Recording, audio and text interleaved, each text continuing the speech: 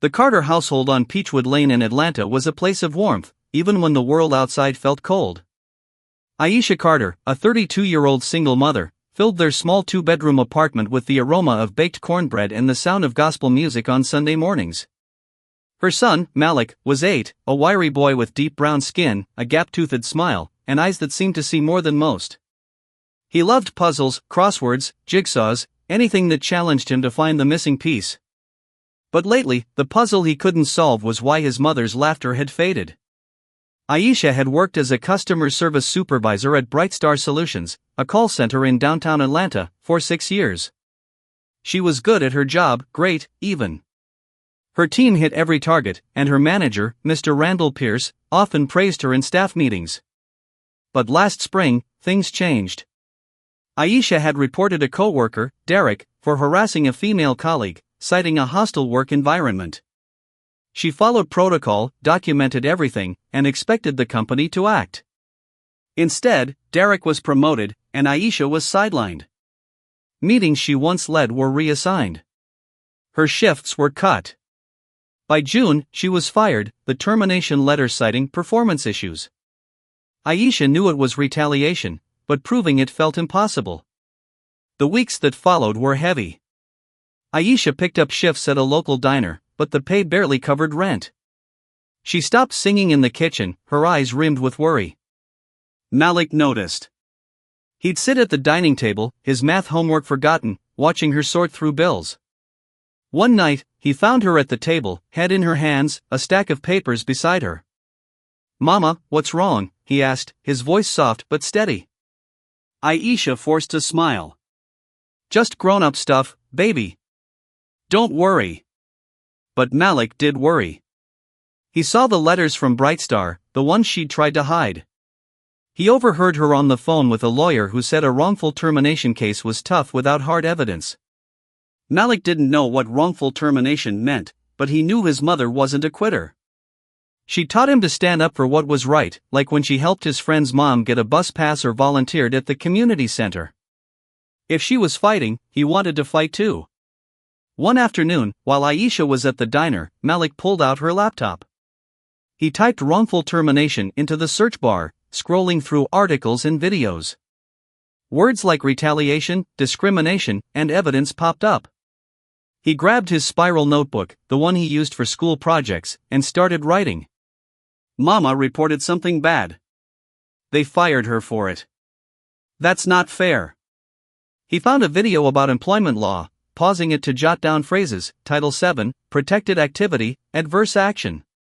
He didn't understand everything, but he sensed a pattern like a puzzle with pieces that could fit if he worked hard enough. Malik's teacher, Ms. Jenkins, had always said he was curious to a fault. He'd once spent a week researching why bees danced, presenting it to the class with hand-drawn diagrams. Now, his curiosity turned to his mother's case. He read about the Equal Employment Opportunity Commission, EOC, and how employers couldn't punish workers for reporting harassment. He found a Georgia law website listing rules for workplace fairness. Each night, while Aisha thought he was playing games, Malik was studying, his small hands flipping through printed articles he'd snuck from the library. Aisha noticed his quiet focus but assumed it was schoolwork. She was too tired to ask, her days consumed by job applications and worry. The lawsuit she'd filed against Brightstar was moving forward, but her public defender, Ms. Clara Hayes, was overworked. Their one meeting had been rushed, with Clara warning that Brightstar's legal team was aggressive. "We need solid proof of retaliation," she'd said. Aisha had emails and notes, but Clara seemed skeptical they'd hold up in court. The hearing was in 2 weeks, and Aisha felt like she was running out of time. Malik, though, was building a case. He found an old email from Mr. Pierce praising Aisha's work, printed it, and taped it to his notebook. He cross-referenced it with the termination letter, noticing the dates didn't add up. Why would they praise her in April and fire her in June for performance? He wrote, "This is a contradiction." He also found a Brightstar employee handbook online, highlighting a section on no retaliation for reporting misconduct. His heart raced, he was onto something. One evening, Aisha came home to find Malik asleep at the table, his notebook open. She glanced at it, expecting doodles, but saw neat handwriting, retaliation is illegal under federal law. Her breath caught. She flipped through pages of notes, diagrams, and printed emails. Her son, her 8-year-old, was trying to save her. Tears welled up, but so did pride. She kissed his forehead, whispering, "You're my hero." The next day, Aisha sat Malik down. "Baby, what's all this?" she asked, holding his notebook. Malik looked serious. "I'm helping you, Mama. They can't fire you for doing the right thing. I read the law." Aisha's heart ached. She wanted to protect him, to say this wasn't his fight, but his determination stopped her. "You're too young for this," she said softly. Malik shook his head. "I'm not too young to know what's fair." As the court date loomed, Aisha tried to prepare. She gathered her evidence, but Clara was hard to reach, leaving voicemails unreturned. Malik kept working, his backpack now stuffed with legal notes. He didn't know how he'd help in court, but he knew he couldn't stay silent. The puzzle was almost complete, he just needed the chance to show the world the picture he'd pieced together. Malik's bedroom was his command center. A string of Christmas lights cast a warm glow over his desk, where papers were stacked like a miniature city. His notebook, now thick with sticky notes, held his plan to defend his mother. Every night after dinner, he'd retreat there, telling Aisha he was doing homework. She'd smile, too exhausted to question it, but Malik was diving deeper into the law, fueled by a fire he couldn't explain. He started with the basics, rereading articles on wrongful termination. He learned that Aisha's report about Derek's harassment was a protected activity under Title VII of the Civil Rights Act. Firing her afterward was an adverse action, which could prove retaliation. But he needed evidence to connect the dots. Malik scoured Aisha's old work emails, with her permission, finding a chain where she'd reported Derek to HR. The response was vague, "We'll investigate." Yet Derek's promotion came a month later, while Aisha's hours were cut. Malik wrote, "This is suspicious timing." He also found online forums where former Brightstar employees shared stories. One mentioned being fired after complaining about unsafe work conditions. Another described a manager ignoring harassment reports. Malik's puzzle grew bigger. This wasn't just about his mother. Brightstar had a pattern. He printed these posts, circling key phrases, but knew they weren't court-ready. He needed something stronger. At school, Malik's focus shifted. He'd finish his assignments quickly, then borrow the library computer to research. Ms. Jenkins noticed, asking, "What's got you so busy, Malik?" He hesitated, then said, "I'm helping my mom with something important." She nodded, sensing his seriousness, and gave him extra time on the computer. Malik found a free legal aid website with sample court documents. He studied how lawyers wrote motions, mimicking their clear, numbered lists. His notes evolved. Point 1, Mama reported harassment. Point 2, they fired her, not Derek. Point 3, this breaks the law. Aisha, meanwhile, was unraveling. The diner shifts left her feet aching, and Brightstar's lawyer had sent a letter demanding she drop the case, claiming she'd fabricated her story. She met with Clara, who seemed distracted, juggling multiple cases. "We'll present your emails," Clara said, "but their team will argue you underperformed. It's your word against theirs." Aisha left feeling defeated, her evidence seeming flimsy against a corporate giant. Malik sensed her doubt. One night, he overheard her crying on the phone with her sister. "I can't lose this, Tanya. It's not just about me, it's for Malik."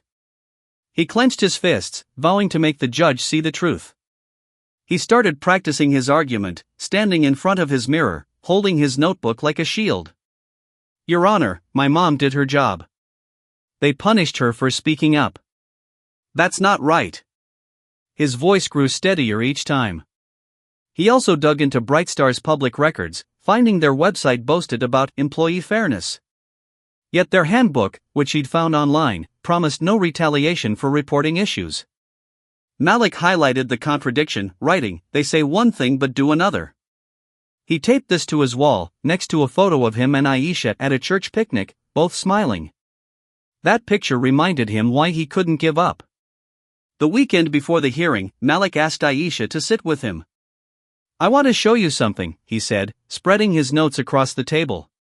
He walked her through his findings, the emails, the handbook, the law. Aisha's eyes widened. Malik, how did you? He shrugged. I just kept reading. She pulled him into a hug, whispering, You're incredible. But she added, Court's not a place for kids, baby. Let Miss Hayes handle it. Malik nodded, but inside, he knew he'd speak if no one else did. The night before the hearing, Malik couldn't sleep.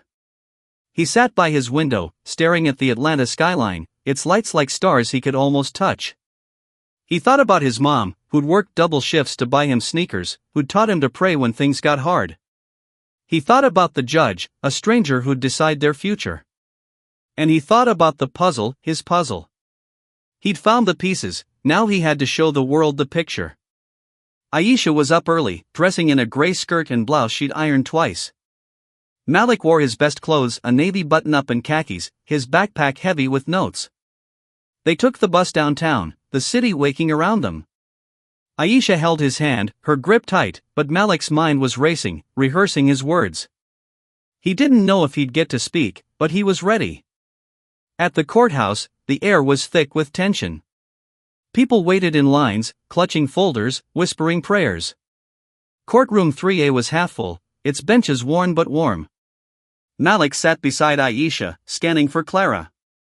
She arrived late, her briefcase overflowing, apologizing for a scheduling mix-up. We'll do our best, she said, but her tone lacked fire. Malik's stomach twisted. Aisha's best wasn't enough, not against Brightstar's polished lawyer. As the judge entered, Malik stood with everyone, his heart pounding. Judge Evelyn Monroe was stern, her glasses perched low, her eyes sharp. She called cases quickly, her gavel a steady beat. When Carter v. Brightstar Solutions was announced, Aisha rose, but Clara hesitated, fumbling papers. The judge frowned. Counsel, are you prepared? Clara nodded weakly, but Malik knew this was his moment. He whispered to Aisha, Can I help? She shook her head, but her eyes said something else, trust. Malik took a breath, his voice steady. Excuse me, Your Honor. Can I speak for my mom? The room went quiet, every eye on the boy with the backpack, ready to change everything. The silence in courtroom 3A was a living thing, wrapping around Malik Carter as he stood, his small hand clutching a notebook worn from nights of study. Judge Evelyn Monroe blinked, her glasses catching the fluorescent light. Young man, what did you say? Her tone was sharp but not unkind, like a teacher testing a student. Malik's voice didn't waver.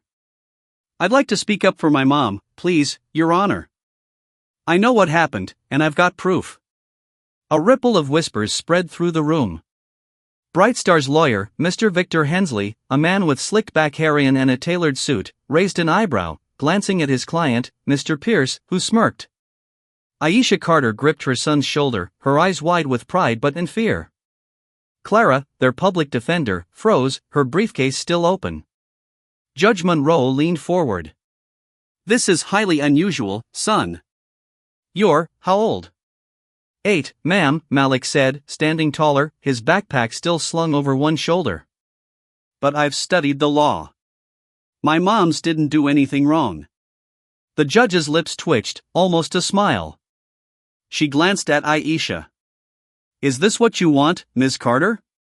Aisha hesitated, then nodded. He's been working hard, Your Honor. I trust him. The judge sighed, scanning the room. Reporters in the back scribbled furiously. Very well. Approach the bench, young man. Malik walked forward, his sneakers scuffing the polished floor, his notebook like a lifeline. He looked up at Judge Monroe, her face unreadable. You understand this is a serious matter, she asked. Your mother's suing for wrongful termination. Yes, ma'am, Malik said. And I know they fired her because she reported something bad. That's retaliation, and it's against the law. A soft scoff came from Mr. Hensley, who whispered to Mr. Pierce. The judge shot him a look, silencing him, then said, Proceed, Mr. Carter. Malik turned to face the courtroom, his heart racing but his voice clear. He opened his notebook, pages creased from study. On March 10, my mom reported a coworker named Derek for harassing someone at work. She emailed HR, like the handbook says to do. They didn't punish Derek, they promoted him.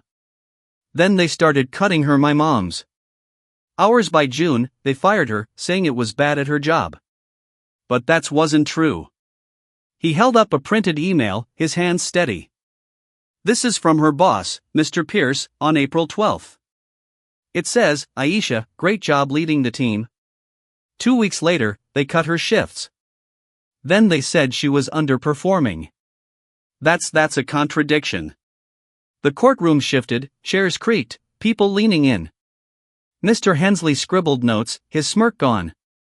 Judge Monroe's eyes narrowed, her pen poised. Malik flipped to another page. Title 7 says you can't fire someone for reporting harassment.